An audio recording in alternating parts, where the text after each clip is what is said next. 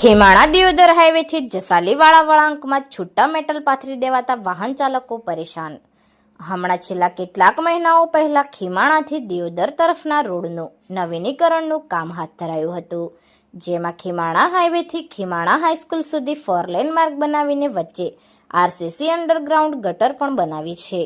જોકે આ કામગીરી દરમિયાન ખેમાણા નજીકથી જસાલી તરફ જતા માર્ગ પર વળાંકમાં છૂટાછવાયા મેટલ પાથરી દેવાયા છે, જેના કારણે અહીં વળાંકમાંથી પસાર થતા વાહન ચાલકો ભારે પરેશાન થતા હોય છે।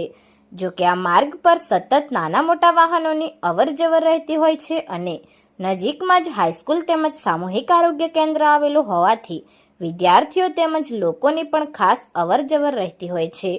ત્યારે અહીં વળાંકમાં જ છૂટા મેટલ પાથરી ડામરકામ નહીં કરી જવાબદાર તંત્રના અધિકારીઓએ અહીંની સ્થાનિક પ્રજાને શું સંદેશો આપ્યો છે એ જ સમજાતું નથી। ન જાણે કેમ જવાબદાર તંત્ર દ્વારા અહીં ડામરકામ કરવામાં નથી આવ્યું।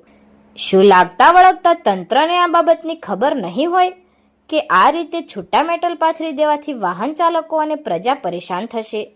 સત્વરે અહીં ડામરકામ કરવામાં આવે તેવી સ્થાનિકોની ઉગ્ર માંગ ઉઠવા પામી છે। ત્યારે જવાબદાર તંત્ર આની ગંભીરતા સમજે તે જરૂરી છે। Report Ketan Vasaiya, LTV Gujarat.